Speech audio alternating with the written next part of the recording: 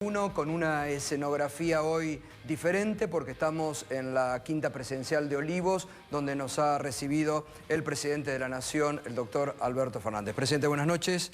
Un gusto, ¿eh? El gusto es mío. Bueno, muchas gracias. Bienvenidos. ¿Cómo anda? ¿Bien? Muy bien, gracias a Dios, muy bien. Bueno, un mes de gobierno. ¿Han podido hacer un estado de la situación de dónde están parados y de cómo han recibido el país?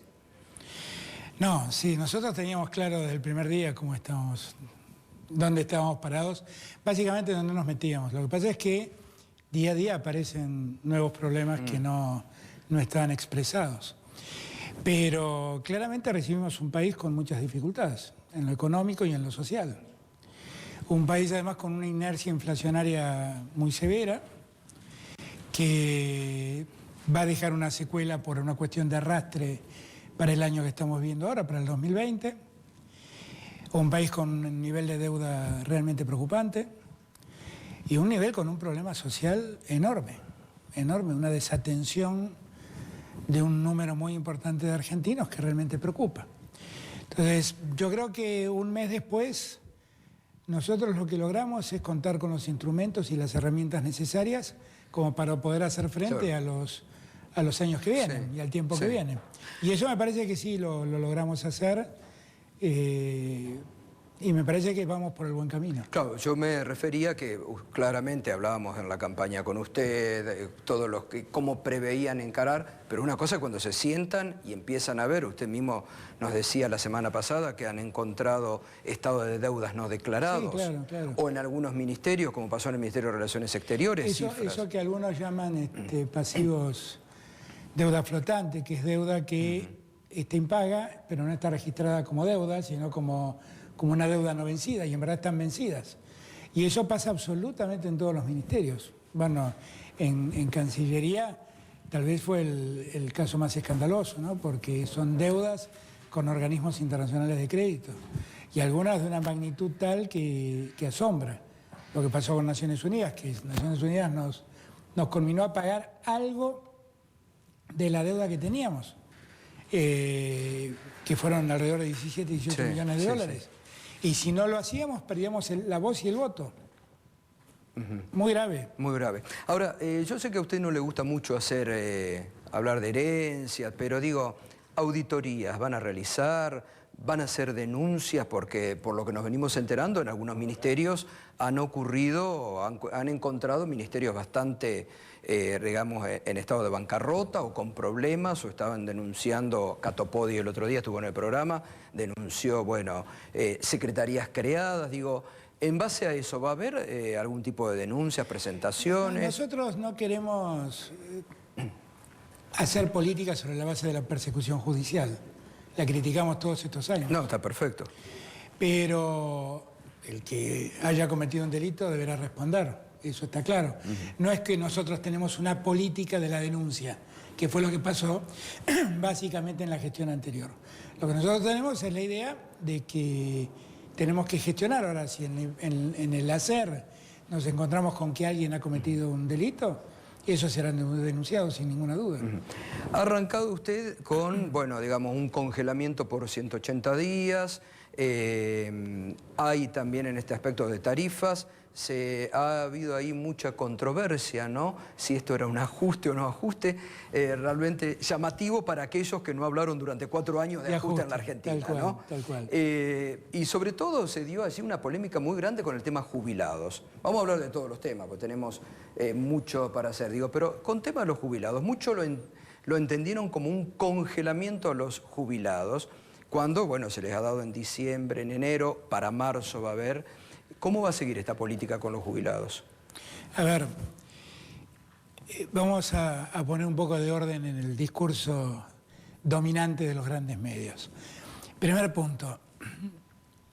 Si la palabra ajuste quiere decir poner orden en las cuentas públicas, nosotros queremos poner orden en las cuentas públicas, porque el desorden era magnífico, ¿eh? Quiere decir que había desorden. Enorme. No, la economía argentina y las cuentas públicas del Estado eran definitivamente espantosas. Espantosas. Argentina, tal como estaba organizada, era un país inviable. Absolutamente inviable. Ahora, lo que nosotros dijimos en campaña es ¿quién va a pagar ese ajuste? Y yo dije hasta el cansancio que no lo iban a pagar los sectores más débiles. Y no lo van a pagar los sectores más débiles. Bueno, acá tal vez está el debate. Y acá voy a terminar el tema. A la pregunta, a contestar la pregunta. La verdad, ¿qué fue lo que hicimos nosotros? Nosotros tratábamos de ir sobre los que están en mejor situación económica. ¿Quiénes son? Los que exportan. Ellos son los que mejor están. Por eso fuimos sobre los exportadores, básicamente. Porque son los que tienen más capacidad contributiva hoy en día. Y después, sobre un sector de la sociedad que ha hecho una manifestación de riqueza en bienes personales, teniendo bienes en el exterior, pero proponiéndoles que si esos activos financieros que tienen en el exterior los traen a la Argentina, pagan lo mismo que se paga por bienes personales en Argentina, no se multiplica por 2 esa tasa. Entonces, en realidad nosotros hemos cumplido con lo que hemos dicho en la campaña. Ahora, hay definitivamente un problema, que es que Macri, cuando diseñó el sistema de ajuste a los ingresos de los jubilados, lo hizo como hizo todo, con una gran irresponsabilidad. Claro. Esto no quiero abrir nuevos debates o viejos debates, pero fue una gran irresponsabilidad, porque la idea, ¿cómo era para que la gente me entienda? Hasta ese momento, los sueldos de los ingresos de los jubilados se ajustaban teniendo en cuenta el aumento general de sueldos y cómo crecían los ingresos públicos, que es la verdadera fuente que tiene el Estado para pagar a los jubilados. Entonces, eso daba una tasa por la cual se actualizaban los sueldos, los ingresos de los jubilados. Macri cambió eso. ¿Y qué dijo? Dijo, voy a tener en cuenta ahora cómo crecen los salarios y cómo crece la inflación. Él siempre prometió que la iba a bajar. Bueno. Y nunca ocurrió. Nunca ocurrió. Y además no ocurrió solamente eso. Él prometió públicamente que el sueldo de los jubilados iba a superar a la inflación, cosa que no ocurrió en estos 4 años. No solamente dijo, voy a hacer que los jubilados sigan a la inflación. Como es una tasa que combina salarios más inflación, ¿qué terminó pasando? Que a los salarios todos prácticamente siguieron la cláusula gatillo. Entonces, jubilados e ingresos terminan siendo lo mismo. No es un mix, es exactamente lo mismo. Y eso es lo que terminó generando un sistema de indexación de la economía tremendo que el Estado Nacional no puede seguir, no puede acompañar. Entonces, ¿qué hicimos? Dijimos, vamos a parar acá la pelota por 180 días. Vamos a poner una tasa de actualización de los ingresos de los jubilados que le permita a los jubilados poder recuperar salarios o ingresos teniendo en cuenta el contexto general del Estado argentino. Y es lo que hicimos. Ahora, hablaron de que congelábamos los ingresos de los jubilados. Falso. Dijeron eso y los jubilados recibieron todos un aumento del 9% más o menos en diciembre. Exacto. Y a eso le sumamos, para los que tienen las menores jubilaciones, una cuota en diciembre y una cuota en enero de 5.000 pesos cada mes. Y en marzo, abril vamos a tener que de vuelta revisar el ingreso de los jubilados. Obviamente. ¿Tiene idea de cuánto puede ser el aumento en marzo? Pero es que lo que nosotros queremos, si las cuentas funcionan y si las cuentas públicas mejoran, quisiéramos recomponer el ingreso de los jubilados lo más rápido que podamos.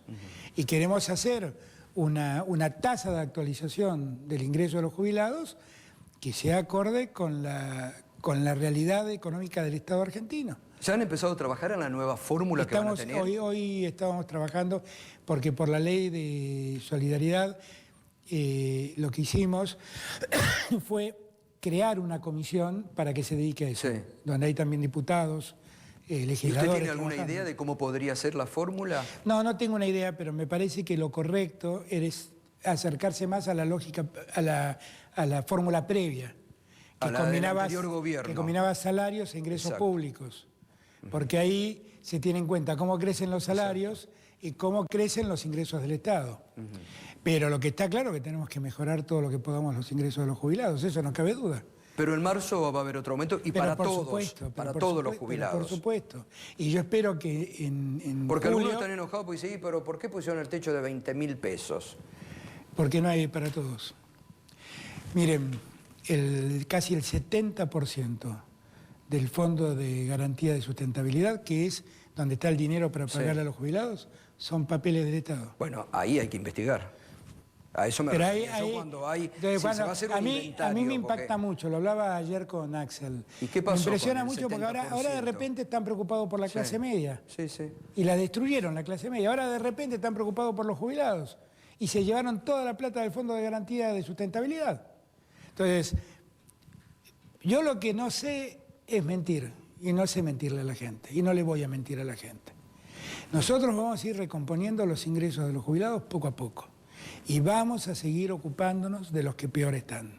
Esa es la mayor urgencia. Ahora, acá me parece que es muy interesante en esto que usted está marcando, lo venimos hablando, porque digo, hoy se conoció el caso, hablábamos esta mañana en Mañana Silvestre con Daniel Arroyo, que viajó el fin de semana de urgencia de 3 niños huichis muertos por malnutrición en Salta. Hoy hablábamos con la intendenta de Moreno, que nos contaba de cómo chicos ponían cartón adentro del mate cocido para tener algo. Entonces digo, frente a eso, a mí tampoco me gusta mucho entrar en polémica porque creo que es darle a algunos que no tienen realmente entidad. Pero ¿cómo uno puede tolerar que en la sociedad hoy con este grado de pobreza haya expresiones como las de Pichetto de hoy, no sé si las escuchó, no lo vi. que dijo, ¿qué están dando? ¿Valecitos por los bonos o por la asignación universal por hijo? No hay hambre, son exagerados, están haciendo un gobierno clasista. Lo leí hoy a la mañana en el diario, perdón, sí lo había leído. Bueno, es la opinión de Pichetto. Hace mucho tiempo que está confundido. Pero no hay un tema ideológico de fondo. En él es lo que él... Y en varios. Es lo que él piensa, además. Pero más allá de lo que Pichetto piensa o deja de pensar, lo cierto es que en Salta se murieron 3 chicos desnutridos. Y además, porque bebieron agua que no era potable. Exacto. Entonces el cuadro de nutrición se potenció por un problema de tomar agua contaminada. Entonces, esa es la Argentina que dejaron, esa. Y entonces dice, bueno, pero eso es el norte del país, lejos. Moreno no es lejos. Alguien sugirió que le pongan un gallinero a los del norte. Claro. Lo que digo es, lo que pasa en Moreno, que está acá a 30 kilómetros de la capital federal. En la primera mesa de la lucha contra el hambre. Sí. Allí estuvo presente el secretario general de la CETEP, que es el gringo Castro, Sí. que es el marido de Sí, esa sí, intendenta. exacto. Y el gringo nos contó que había chicos que mojaban el cartón y lo comían para tener algo sólido en su estómago. Bueno, como y eso pasa a 30 kilómetros de la ciudad de Buenos Aires, cruzando la General Paz. Entonces, cuando uno ve esto, uno toma dimensión del problema. Pero además, yo no sé, por ahí a Pichetto no me cree, pero puede creer los datos objetivos. Tenemos 40% de pobreza, 4 de cada 10 argentinos están debajo de la línea de pobreza. Si nosotros no ordenamos eso, es muy difícil pensar en ordenar el país. Y es muy difícil pensar en ordenar la economía dejando a toda esa gente afuera. Nosotros tenemos que ordenar la economía abrazando y protegiendo a todos esos argentinos. Básico, exacto. Es así. Y no es verdad que el plan contra el hambre no tenga trascendencia económica. Tiene una enorme trascendencia económica. Días atrás me preguntaba un colega suyo, bueno, pero pareciera ser que acá la única preocupación son los pobres. ¿Y la clase media? La clase media con el plan contra el hambre se beneficia mucho. Y hay 2,5 millones de integrantes de la clase media que cayeron en la línea de pobreza. Además, pero digo, la clase media es la dueña de los almacenes, es la dueña de los supermercaditos, y esa clase media de repente va a haber un nivel de consumo que antes no veía, porque toda esa gente que hoy accede al plan contra el hambre no estaba consumiendo. Y no era que no estaba consumiendo ropa, no era que no estaba consumiendo esparcimiento. Sí, no comían. Comía, exactamente. Nosotros estamos en un país donde en los últimos 4 años la demanda de leche cayó un 30%. Leche. Sí, que es una vergüenza. Pan. De eso esa estoy dirigencia hablando. que habla de que no hay hambre debería dar una vergüenza. No es que cayó la venta de lomo, cayó la venta de leche. Entonces, lo que hay que entender es que todo eso hay que recomponerlo. Y lo primero que tenemos que hacer es prestarle atención a los más necesitados. Totalmente. Eso va a repercutir mucho en la clase media. Miren, el otro día me decía el gobernador Bordet, Concordia ya recibió la tarjeta, ¿no? Ayer recibieron 6.500 personas la tarjeta y en total todos los meses llueven en consumo de alimentos sobre Concordia 35 millones de pesos, que para Concordia en realidad no es muy importante. Sí, por supuesto. Bueno, me cuenta que ha cambiado todo el clima en Concordia. Y claro, son 35 millones que la clase media antes no recibía, de Concordia. Porque además eso... Y eso se va a extender a todo el país. Va a consumo, no es que va a comprar dólares la gente. Va a consumo de alimentos. Total. Va a consumo de alimentos. Usted recién dijo la inflación. ¿Sigue siendo el principal problema en estos momentos la inflación? La inflación es un gran condicionante para que la economía se Enero va a tener un arrastre... Y claro, bueno, porque venimos de 53, 54 puntos de inflación el año pasado. Y claro, eso tiene un arrastre por una inercia natural. Ahora, estamos muy decididos ¿Y cómo se enfrenta? ¿Cuál es el problema? Porque, digamos, pareciera como que es un problema histórico en la Argentina no poder dominar la inflación, ¿no? La Argentina tiene muchos elementos que me parece son causantes de la inflación. A mi juicio, uno de los peores, y tal vez el más determinante en este momento, es lo que yo llamo la inflación autoconstruida, que es la inflación psicológica. Es el comerciante que dice, uy, escuché decir que van a subir los precios, entonces yo los subo antes para no quedarme atrás. Y entonces eso desata una cadena tremenda, pero además... Bueno, pareciera que eso ocurrió en estos días antes de Precios Cuidados. Exactamente. Porque ustedes hicieron un acuerdo y esta mañana en el programa... Escuchaba en la radio. Yo lo llamé usted estaba escuchando esta mañana. Claro, y lo llamé hace un rato a Matías Culfas y le dije, escuchame, esta mañana escuché el programa del gato, todos los que llamaban decían que no se estaba cumpliendo. ¿Qué es lo que está pasando? Bueno, ahí hay que hacer un gran esfuerzo. Todos los argentinos ahora pueden bajar una aplicación y pueden, en el acto, donde detectan que el acuerdo no se cumple, teclean en el teléfono. La app es fantástico. Y además... en el acto ubican el lugar donde tenemos que inspeccionar. Y tenemos que seguir avanzando. Hoy estábamos trabajando para que los supermercados chinos se sumen a los acuerdos de precios cuidados, pero fundamentalmente yo a lo que más recurro es a que todos le exijamos a productores de la industria, fundamentalmente agroalimentaria, a intermediarios como son los supermercadistas, a que tengan un compromiso ético con la sociedad argentina. Porque no se le puede seguir ajustando a los argentinos en precios. Ahora, presidente, no hay que darle más importancia. Yo me acuerdo que ahí hubo siempre una discusión en el primer gobierno que a Néstor Kirchner no le gustaba, el tema de los mercados regionales. No hay que ir por mercados regionales. Lo que hacía Paco Durañona, instalar las ferias, acercar al productor que venda, o la economía popular, que en estos años mucha gente comió gracias a la economía popular. Hay una de las cosas que nosotros estamos tratando de hacer con este tema, y también con la tarjeta, es precisamente tratar de acercar a los productores directamente al consumidor. Totalmente. Y abaratar costos. Para eso estamos trabajando ahora en conseguir Ahí se van a quejar los grandes supermercadistas. Bueno, pero lo que pasa es que si ellos no ayudan, otro deberá ayudar. Y habrá que buscar otros métodos. No es una mala idea, es una muy buena idea. Cafaro en Zárate lo hace. Exacto. Y eso hay que intentar hacerlo de un modo más organizado a nivel nacional.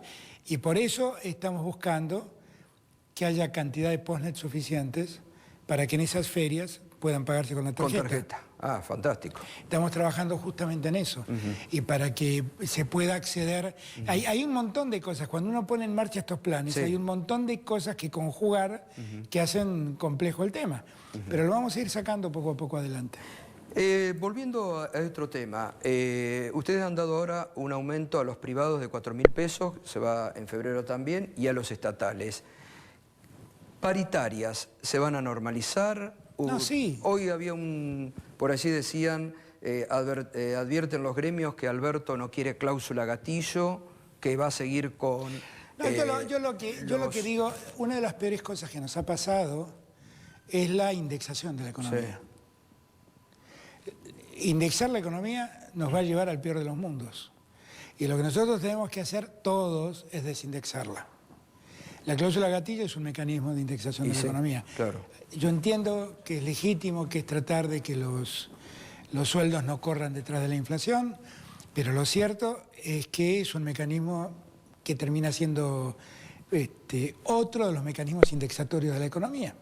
Entonces, así como tenemos que revisar el sistema de alquileres, el sistema de precios por parte de los empresarios, tenemos que ver de qué modo logramos acuerdos salariales en convenciones libres, en acuerdos libres, en paritarias libres, pero donde todos tengan este dato en la cabeza. Pero digo, en estos creo 180 días va a haber... Bueno, pero en estos 180 días va a haber otro aumento por decreto, por ejemplo. No lo sabemos. Vamos a ver, esperemos. Yo espero que todo empiece, la economía empiece a tranquilizarse, empiece a ordenarse. Usted decía el otro día hay que parar la pelota. Claro, y que la economía se tranquilice. Yo creo que poco a poco lo vamos haciendo. Piensen ustedes también que el 31 de diciembre nos encontramos con la novedad de que todos los precios de la canasta familiar iban a crecer el 21%. Sí. Y eso logramos contenerlo. También con la ayuda de los productores y de los supermercadistas. Pero todo es de una complejidad enorme. Todo es de una complejidad enorme. Lo que debemos hacer es todos tener en claro cuál es el sentido de lo que estamos haciendo. O sea, nosotros necesitamos que la economía pare de indexarse. Porque si no, combatir la inflación es muy difícil. ¿Qué hicimos? Congelamos tarifas de electricidad y de gas. Paramos el aumento de combustibles. Paramos el aumento de transportes, del servicio de transporte público. Paramos los peajes. O sea, congelamos todo para que nadie vea deteriorar su ingreso. Entonces, el Estado está haciendo su parte en todo esto. Lo que nosotros necesitamos es que cada uno haga su parte. Y después, con responsabilidad. Yo tengo mucha responsabilidad, mucha confianza en la dirigencia gremial, quiero ser franco, mucha confianza. Yo siento que ellos comprenden la magnitud del problema y la verdad han dado muestras sobradas de colaboración y de vocación de colaborar. Sí, está claro que no se piensa que en un gobierno que usted presida que va a ir en contra de... Es que no lo voy a hacer. De que no se produzcan aumentos, que la inflación gane. No lo voy a hacer, y menos lo voy a hacer respecto de los que menos ganan y de los que en peor situación están. En las últimas horas el ministro Guzmán dijo que no iba a ir a auxiliar a la provincia de Buenos Aires por un vencimiento que tiene el jueves de 250 millones de dólares y esto disparó que caigan los bonos. Algunos medios dicen, bueno, no auxilian a Kicillof. Posibilidades de default de la deuda de la provincia de Buenos Aires. ¿Qué es lo que pasó? No pasa nada, simplemente eso no está previsto en las cuentas del Estado Nacional. Eso es todo lo que dijo Guzmán y es la más estricta realidad. Después tendremos que ver cómo encarar el problema, pero la verdad es que no está previsto ese auxilio. Es la deuda que heredaron en dólares en la provincia. Todo es deuda que se ha heredado, todo es deuda que se ha heredado. A Axel lo trataban el otro día los defensores de la clase media como si él fuera el culpable de lo que estaba pidiendo, y en verdad los únicos culpables son los que destruyeron la economía en la provincia de Buenos Aires también, y la endeudaron como la endeudaron. Entonces, la verdad es que en las cuentas del Estado Nacional no está previsto ese auxilio, no lo está. Por lo tanto, tendremos que ver cómo abordamos el problema. Es el primer momento del problema de la deuda, ¿no? No es de la deuda nacional, es de una deuda provincial, pero que hay que hacer frente a la discusión y al debate, a ver cómo lo encaramos. ¿Y cómo se puede encarar? Porque digo que la provincia de Buenos Aires entre en un default... Ahí tenemos que tener paciencia. Estamos conociendo el problema. Axel está muy dedicado al problema. Ayer estuve con él en Mar del Plata, en Chapadmalal, y estuvimos hablando también de este tema. ¿Y es problemática la situación de las provincias? Sí. Hay provincias que se han endeudado de un modo inexplicable. Mendoza. Yo lo escucho a Cornejo hablar y digo, qué notable, impresionante. 300 millones de dólares endeudada la provincia para gastos corrientes, virtualmente. ¿Gastos corrientes? Por eso digo, yo siento que sería bueno que todos nos calmemos y tomemos noción de lo que ha pasado. Son los principales críticos hoy. Claro, son los defensores de la clase media. Los escucho hablar y parece que se rasgan las vestiduras defendiendo a la clase media, la empobrecieron, la mandaron a la pobreza y resulta que ahora vienen a darnos clases de economía. Yo no lo puedo creer. Yo lo digo esto con la mayor humildad. Digo, tengan presente en dónde estamos parados. Y no estamos parados aquí porque ustedes dejaron el colectivo parado en este lugar.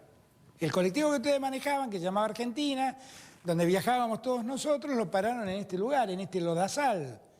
Ahora que tenemos que salir del lodazal, por favor, déjenos a nosotros, pero además no nos den cátedra, porque la verdad que no están para darla, sinceramente. Y con la Ciudad de Buenos Aires, que usted ha dicho que va a bajar la coparticipación, ¿hay diálogo? Ahí estamos hablando con Rodríguez Larreta. Yo evito hablar de este tema, francamente, porque yo estoy seguro que vamos a poder hablar y ponernos de acuerdo. ¿Tiene buen diálogo con Horacio Rodríguez Larreta? Sí, tengo el diálogo correcto que tiene que haber entre alguien que gobierna el país y alguien que gobierna la ciudad. Lo que está claro que nosotros... Bueno, él salió a bajar los decibeles. Claro que sí, Trataron, pero por eso. Yo lo que creo es que tenemos que buscar el modo de encontrar una solución a este problema. Ahora, ¿no ha llegado el momento de discutir lo que está hace tanto tiempo que no se discute, que es una nueva ley de coparticipación federal? Sí, vamos a aclarar una cosa. La Ciudad de Buenos Aires no recibe coparticipación primaria, recibe coparticipación secundaria. Claro. ¿Qué quiere decir esto? Que es dinero que el Estado Nacional le dio a la Ciudad de Buenos Aires. Bueno, le había aumentado Macri, ¿no?, a la Ciudad de Buenos Aires. Exactamente. Por eso digo, es dinero que el Estado Nacional le cede a la Ciudad de Buenos Aires. No es dinero que sale de otras provincias, salen del Estado Nacional por lo que fue un acto volitivo de Macri, de la voluntad de Macri de apoyar a su distrito.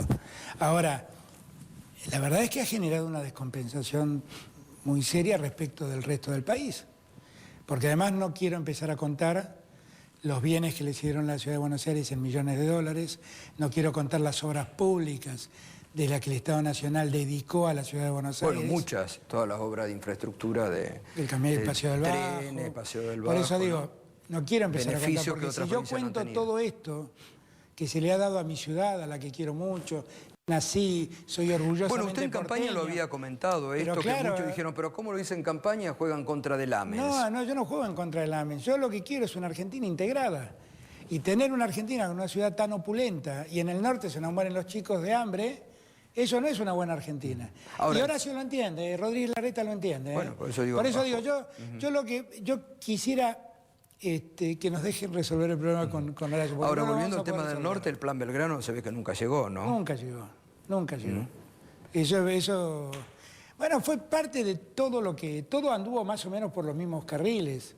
Todo fue un juego de discurso, de marketing, de Twitter, de redes sociales, pero a la hora de los hechos no queda nada. Usted dijo recién, y con cierta prudencia, como que tiene algo guardado, que el tema de la provincia de Buenos Aires es el primer desafío mojón por el tema de vencimientos externos.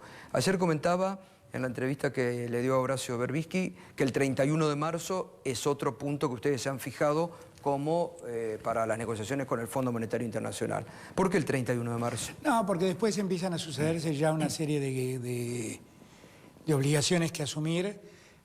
Nosotros el 31 de marzo yo creo que deberíamos tener ordenado el escenario, por las obligaciones que caen en abril, fundamentalmente por eso. ¿Y hay diálogo ya con el fondo? Sí, tranquilo, yo sé que ustedes y todos están preocupados. ¿Usted ha conversado con...?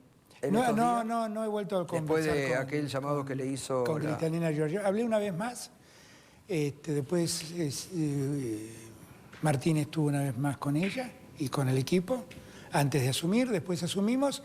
Ahora está viajó el viernes pasado Sergio Chodos, el sábado viajó a hacerse cargo, a ocupar la silla de Argentina en el Fondo Monetario.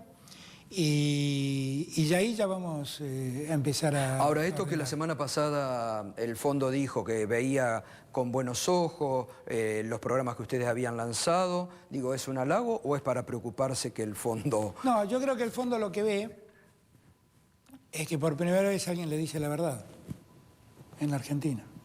Creo que es eso. Y después de haber sido un gran responsable, en el mejor de los casos por haber creído, en el mejor de los casos, un gran responsable de la crisis que vivimos, el fondo lo que advierte es que ahora estamos haciendo frente a los problemas que realmente existen en la economía argentina. ¿Qué quiere decir eso? Resolver los problemas de la pobreza, resolver los problemas de la desnutrición, resolver el problema del trabajo, volver a poner en marcha el aparato productivo argentino, todas estas cosas que durante mucho tiempo dejó de hacerse en Argentina.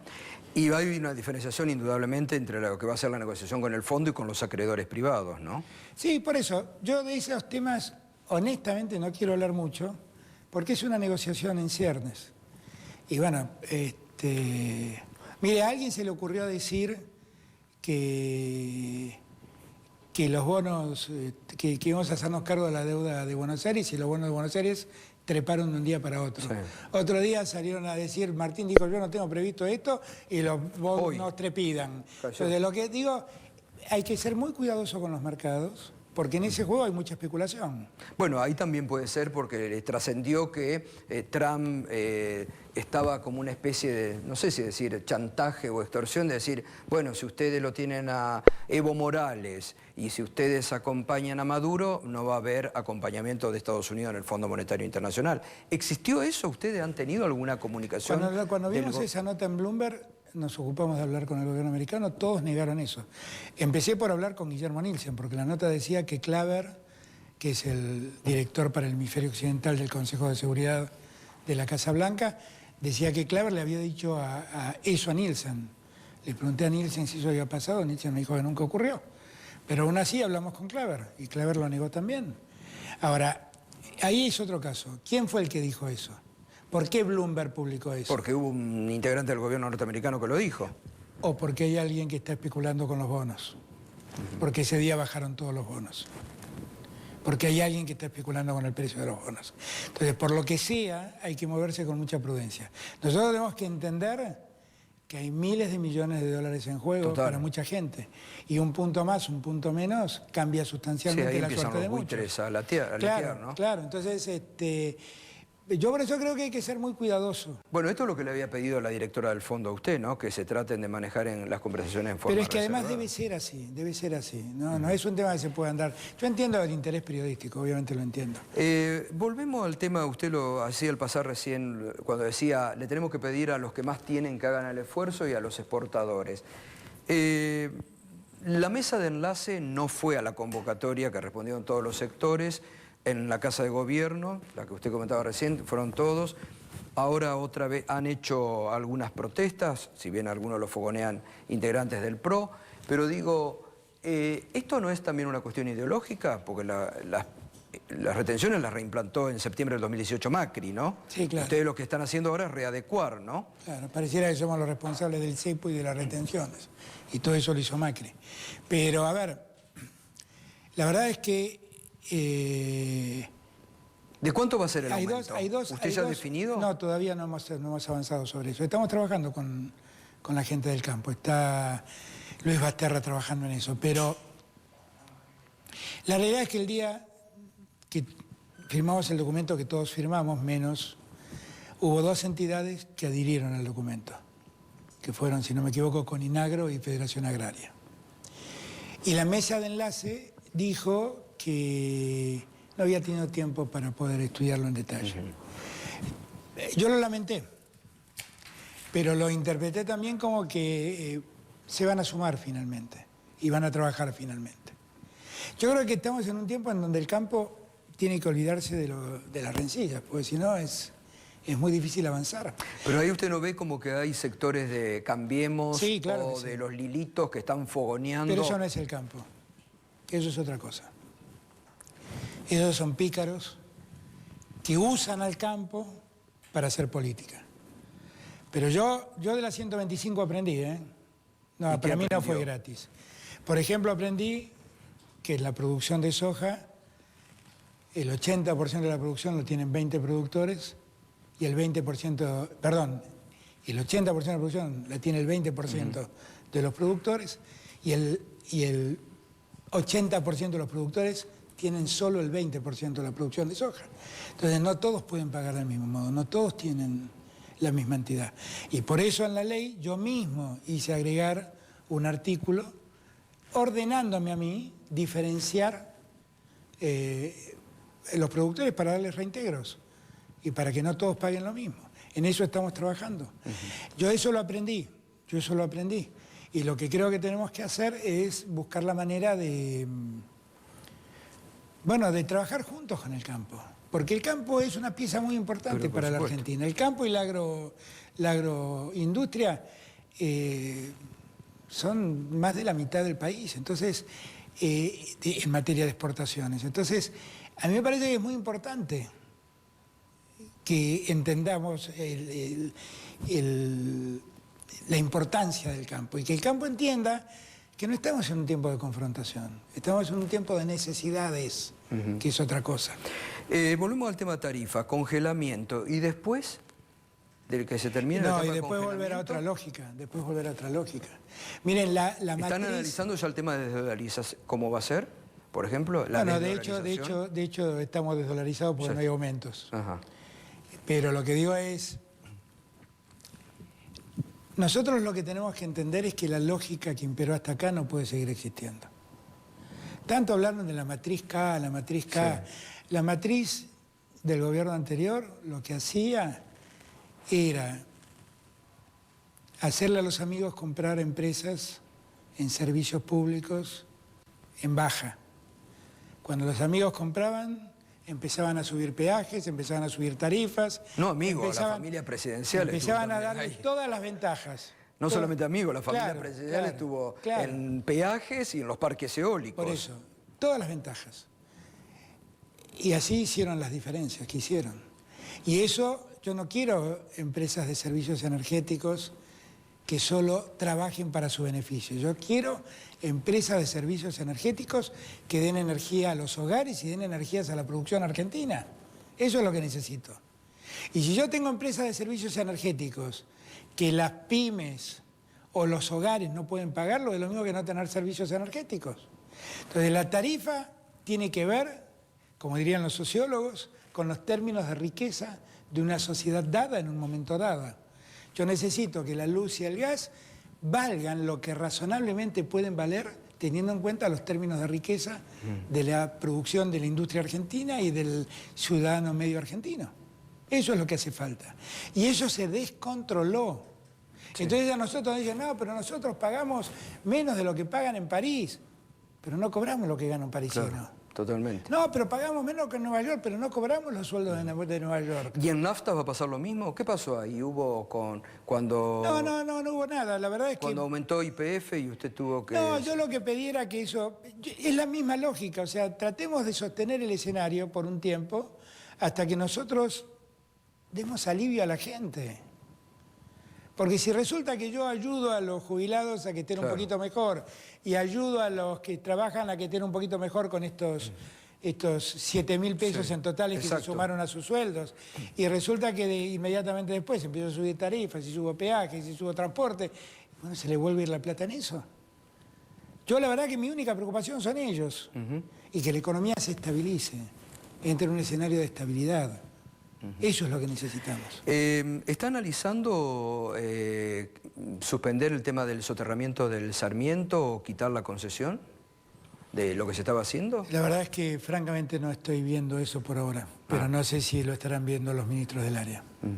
Y con el tema de obras públicas... bueno, lo que ha pasado con obras públicas es dantesco, Yo escuchaba, durante 4 años escuché dar clases de obra pública y cuando llegué y vi lo que hicieron... No lo puedo creer. ¿Por qué? Porque no hicieron nada. ¿Y las famosas PPP no funcionaron? Nada. Las obras públicas son unos pocos kilómetros de rutas y algunos servicios cloacales y de agua, no mucho más que eso. Y el Metrobús, que es el gran hallazgo. Que cuando uno pregunta la historia dice, bueno, la verdad es que llegamos para hacer subtes. Y como no teníamos plata para los subtes, nos dimos cuenta que esto más o menos es lo mismo que un subte por arriba. Esa es la explicación teórica del Metrobús, que no funcionó mal, no voy a decir una cosa por otra, ha funcionado bien, pero que en verdad fue una salida de urgencia. Hoy Patricia Bullrich le reclamaba una idea superadora, dice, ¿no van a construir más Metrobús? Bueno, a ver, ¿qué van a hacer? Vamos a darle dignidad a la gente, Patricia, que es lo que te olvidaste vos de darle a la gente. Vamos a hacer que cada uno pueda vivir y que no se nos mueran los chicos en el norte. Vamos a hacer que los jubilados vuelvan a tener dignidad con su ingreso. Ahora, y el tema de la obra pública lo va a manejar, porque el otro día, por ejemplo, Catopodi en el programa anticipó que corredores viales van a reestatizar 5 o 6 porque las concesiones privadas evidentemente no funcionan. Y no, porque uno paga el peaje. A mí me pasa cuando voy a Entre Ríos, paga el peaje y la ruta... Es que eso es enriquecer a un empresario, no es darle un servicio a la gente. La autopista Buenos Aires-Rosario tiene unos baches tremendos. Claro, por eso. La idea que tenemos nosotros es poner orden en todas esas cosas, no es reestatizar todo, no es esa la idea. La idea es que pongamos en esa tarea de ordenamiento, que es muy compleja, porque está todo muy desordenado, por eso es muy compleja. En esa tarea de ordenamiento también está el tema de la obra pública, también está el tema de las viviendas. Bueno, también eso es fundamental, ¿no? La deuda... Nosotros tenemos que volver a recrear no solamente la construcción de viviendas sociales, tenemos que resolver el hábitat de mucha gente. Y resolver, mire, hoy... Me llovieron los mensajes, me llovieron a través de las redes sociales. La principal preocupación de mucha gente es el tema de los créditos UBA en este momento. Sí, claro. Sí. Y de los hipotecarios y los no hipotecarios, en términos de números, es un número bastante acotado de gente. Pero están en un problema. Claramente están en un problema, porque los han embarcado en un barco sin timón. Y está claro que están en un problema. Pero estamos trabajando... en la solución. Bueno, entendamos que... Durante enero han congelado, Entendamos que es un problema donde el Estado es ajeno. O sea, para que todo el mundo me entienda. Usted me compró un departamento a mí y a mí me pagó el banco X. El problema lo tiene usted con el banco. El Estado no tiene nada que ver. Ahora, pero el Estado si lo embarcó, ¿eh? No, si es verdad... No, si el Estado promovió este crédito. Por eso digo, el Estado sí, es verdad, decían... Sí, pero es un vínculo entre partes, entre partes privadas. Sí es verdad que hay alguien que se está beneficiando mucho y hay alguien que está padeciendo mucho. Entonces, ver cómo se recompone eso... Bueno, hoy anunció Pelle que va a hacer caso por caso, que empezó a analizar. Pero además, yo ya lo viví esto, quiero ser franco. Lo viví cuando fui... Para mí todo esto es una suerte de déjà vu diario, cotidiano, porque todo digo, uy, esto es igual que aquel caso. Cuando nosotros llegamos en el año 2003, tuvimos el problema de la especificación. Claro. Que es muy parecido era. Tremendo fue. En este caso al revés, ¿no? A alguien que había depositado dólares y le devolvían pesos. Entonces, la Corte eso lo fue resolviendo con un sistema que lo llamaron, con una lógica o una doctrina que la llamaron la doctrina del riesgo compartido, que era tratar de dividir las pérdidas y los esfuerzos. No que lo pague solo uno. Lo que está pasando hoy en día es que el deudor de ese crédito es el que está pagando todo el costo de una devaluación magnífica que produjo Macri. Nosotros no tenemos noción, Gustavo, pero si uno revisa la salida del 2001 de la convertibilidad, ¿qué representó para la Argentina? Representó un aumento de pobreza, igual que ahora. Sí. Un aumento de desocupación, igual que ahora. Una devaluación del 400%, igual a la que Macri hizo en 4 años. O sea, nosotros en 4 años sufrimos un efecto devastador sobre nuestra economía, tan devastador como el efecto que sufrimos el día que salimos de la convertibilidad. Igual. Las proporciones son... Es más, la devaluación de Macri es más severa todavía. Ha sido más grande en esos 4 años. Ha sido durísima. Y sí, más del 500%, calculado, porque piense usted que estaba a 9,50 y terminó en 63. 63 pesos. Dese cuenta, se multiplicó por 6 casi eso. Presidente, en su discurso inaugural, digamos, usted enfocó, fue muy aplaudido, fue muy contundente cuando dijo nunca más una justicia que persiga al adversario, donde los servicios de inteligencia persigan este armado del poder político, mediático y judicial, como digo yo, que dominó, que cogobernó 4 años la Argentina, que se dedicó muchas veces a hacer persecuciones, infiltrado los servicios. ¿Qué pasa con el tema de la justicia? Porque es como que quedó el anuncio suyo, pero ¿y ahora? Pero llevamos un mes. No, ahora vamos a mandar la reforma. ¿Cuándo? Antes de fin de enero va a estar la reforma en el Congreso. Pero a ver, Esto es también para que reflexionemos. Hoy lo hablaba con las organizaciones de derechos humanos, que me manifestaron su preocupación por la Ahí gente es que una está diferenciación detenida. usted interesante entre presos políticos y aquellos Por detenidos, lo que históricamente es el detenciones preso político. arbitrarias. Exactamente. Que ojo, tienen el mismo efecto que un preso político. Porque la detención arbitraria solo la dispone un juez. Obvio. Pero es tan arbitraria como la detención que dispone Y muchos el Poder casos, como se ha Ejecutivo, visto, fue ordenada por Macri. Exactamente, exactamente. Yo ahí qué es lo que... El sábado, a usted que durante tanto tiempo me preguntaba, el sábado estaba escribiendo el prólogo del libro de la ¿El justicia. libro lo termina? Sí, ya está casi listo. ¿Lo presenta? Ya está casi listo. Bueno. Yo calculo que vamos a tenerlo Se en van, marzo. se van a preocupar muchos jueces. Sí, pues son muchos profesores de la facultad. Ahí Federico Tea me dio una mano importante en la organización del tema. Y gente que trabaja con él en la Universidad de José C. Paz. Y yo hacía un raconto de lo que fue nuestra historia del vínculo promiscuo entre el poder y la política. Y yo creo que todo empieza ya por el año 30, con aquella acordada famosa donde, por acordada de la Corte Suprema, se reconoció el poder de facto de Uriburu, que acababa de derrocar a Irigoyen. Eso se repitió en el año 43. Cuando en el año 55 viene el golpe de la Revolución Libertadora, ahí empieza a pasar otra cosa, que es que no solo hay una doctrina justificadora del golpe, sino que además se ponen en comisión a los jueces constitucionales y se cambian por jueces adictos. Y ahí la justicia empieza a funcionar claramente en el sentido de la revolución, la llamada Revolución Libertadora. Eso se repitió en el 66, se repitió en el 76. En el 76 pasó algo peor. Los jueces juraron lealtad a los estatutos del proceso de reorganización nacional que estaban por encima de la Constitución Nacional. Increíble. Volvieron a echar a todos los jueces y volvieron a nombrar a sus jueces amigos. Alfonsín empezó un proceso de reordenamiento. Ahora, nosotros de Alfonsín en adelante, hasta el año 91, 92, ¿qué era lo que veíamos?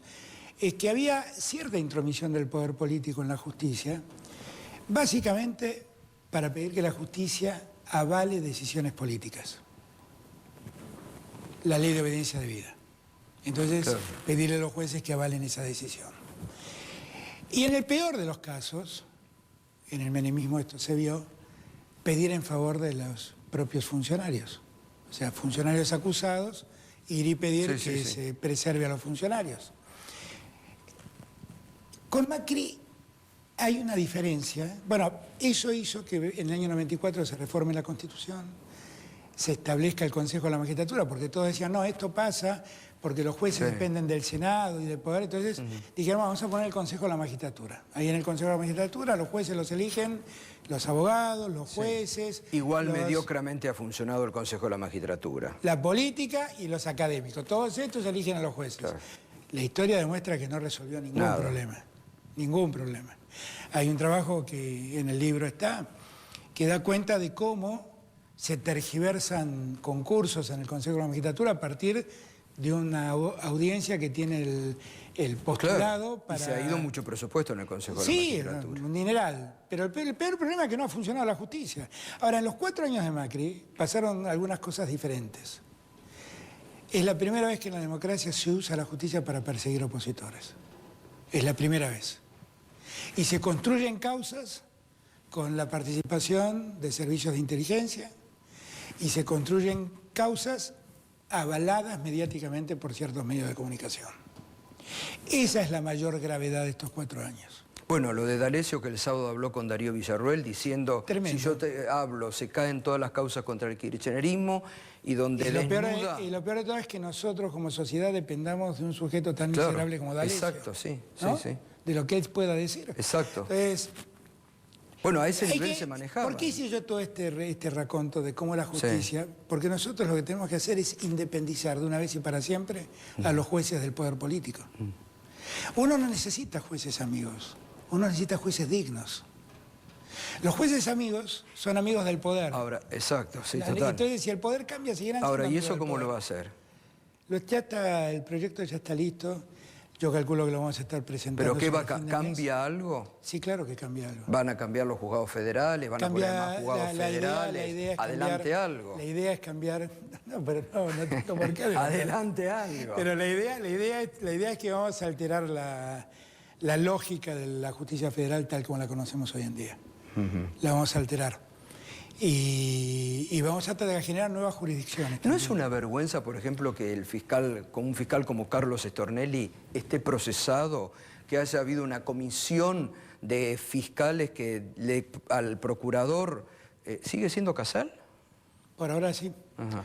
Hemos propuesto a Daniel Rafecas. ¿Lo acompañará el radicalismo o le va a poner palos en la rueda? Yo creo que sí, Porque están enojados porque investigó los sobornos en el Senado de la Nación. Bueno, pero hizo lo que él tenía que hacer como juez. Después, yo no quiero revivir aquel tema, pero él hizo lo que tenía que hacer como juez. Es Ahora un gran digo, juez, es un... ¿No es una vergüenza que un fiscal que 9 meses negó a la justicia hoy esté procesado? ¿Qué se supone que puede hacer el nuevo procurador? Es un tema preocupante, me parece a mí, que siga en uso de su condición de fiscal. O sea, que siga acusando gente y persiguiendo gente. Después, yo no voy a abrir juicios sobre su culpabilidad o inocencia, porque tampoco eso está probado. Sabemos que está procesado, ¿no? Si no Exactamente, está procesado por el juez Ramos Padilla. Y lo que me llama la atención es que siga ejerciendo su cargo fiscal como si nada pasara. Me parece que cuanto menos hubiera sido prudente tomar una licencia, por lo menos, hasta que el tema se esclarezca. ¿Sabe cuál es el sentimiento que mucha gente, porque usted habló mucho de esto en la campaña, lo castigaron, decía ahí está, Alberto quiere impunidad para el kirchnerismo? No, yo no quiero impunidad, yo quiero justicia en la Argentina, todo lo que quiero. Exactamente, todos queremos justicia, obvio, por eso digo. Quiero una justicia limpia, pero quiero una justicia las transparente. cosas que han ocurrido, es una vergüenza. El entramado de los servicios de inteligencia, en el armado de causas que hoy se están cayendo. Ahora, por ejemplo, yo le hago una consulta. Si Bonadío, por ejemplo, le presenta la renuncia porque ya tiene acordada la jubilación, ¿usted se la aceptaría o que vaya al Consejo de la Magistratura y rinda cuentas? Bueno, el Consejo de la Magistratura hasta hoy, el día de hoy, no habría abierto ningún juicio político contra Bonadío. ¿Y ustedes no lo pueden pedir a través del representante? Bueno, es que se ha pedido, lo han pedido, pero ahí hace falta construir una mayoría. Ahí hace falta construir una mayoría. Es decir, usted eso no me estaría excede a mí dispuesto, totalmente. pero usted no estaría, si mañana Bonadío le presenta la renuncia, ¿usted analizaría o se la aceptaría? Bueno, no sé, esperemos que presente la renuncia, porque esa es una hipótesis que no está... Pareciera no estar en los Trascendió cálculos. que hubo algunos jueces que intentaron un acercamiento con el gobierno. ¿Es verdad o no? Bueno, a mí no, y celebro que no me hayan llamado, porque no tienen que hablar conmigo. Nunca más tienen que hablar conmigo. Usted dijo, basta de operadores políticos, no Pero quiero operadores definitivamente políticos. yo no necesito operadores políticos.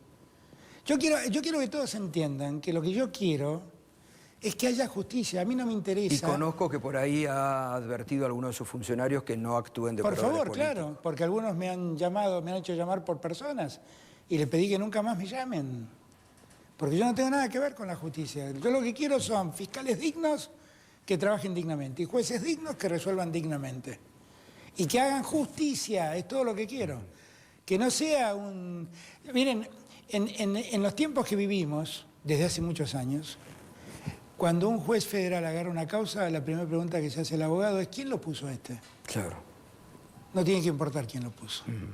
Tiene que ser un juez y tenemos que confiar en su probidad. ¿Me permite, hacemos una pausa? Sí. Vio que hay todavía temas, ¿eh? Increíble, ¿eh? Faltan, ¿eh? ¿Vio? ¿Vio que hay temas? Y bueno, y un mes de gobierno. Uy, lo que va a ser al cuarto año. Vamos a tomarnos todo el día al cuarto año.